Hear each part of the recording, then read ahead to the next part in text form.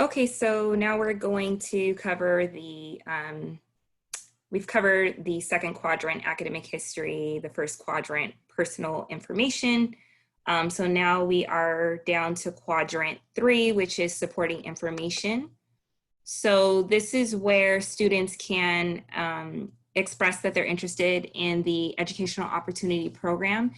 If you're not aware what that program is, it's a really great program. It is for students, mainly for students who are first in their family to go to college, so first generation students, also for students who are low income, and students are able to get a lot of great services.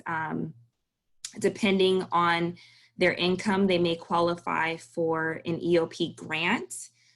Which can help pay for their classes or for books or any other school expenses. Students also, if they qualify for EOP, they can get admitted to Cal State Fullerton, even though their GPA is typically below what we would normally accept. Basically, EOP is able to make an exception and still admit students. Students also get specialized advising and counseling services. So EOP is a really great program.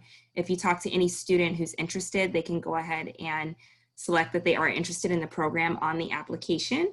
The EOP section is the only section that you can go back to after the deadline has closed, and you can still fill out the questions.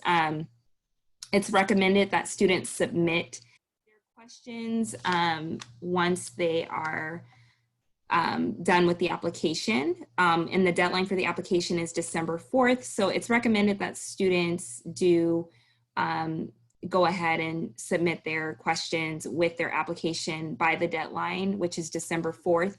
However, for Cal State Fullerton, students have until January 15th to submit their EOP questions, and then they have until January 30th to submit their letter of recommendation. So this is what it looks like. The student would go into the first quadrant.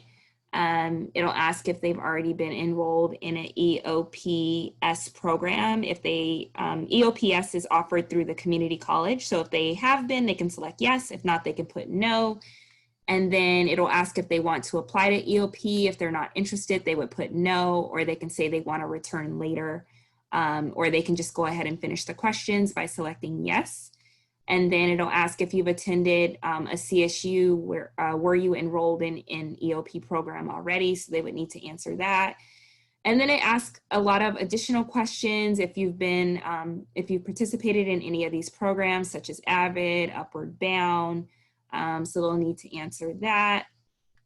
It does ask questions about, where you plan to live when you attend college, how many brothers or sisters you have currently attending K through 12.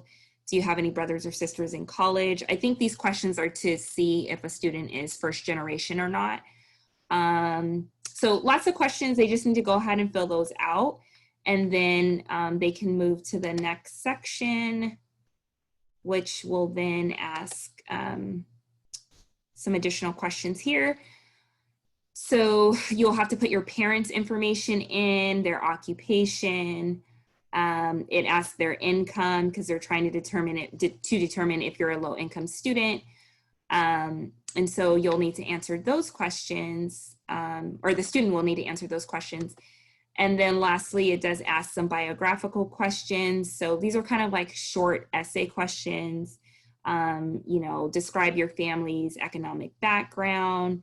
Why would you like to attend college? Discuss your career and personal goals. So the student will need to go through and fill out all of these short essay questions as well. And then they can save and move to the next section, which is the very last section. And this is where they'll need to provide 2 recommenders. So you need 2 recommenders for this. And so this is what it looks like. You would need to put your recommender's name, their email address in. And I always tell students it's good to give their recommender a heads up so that they know that they are going to be asked for a recommendation for the student. And so, yeah, that pretty much completes what the EOP application looks like. So that would conclude the third section, the supporting information section.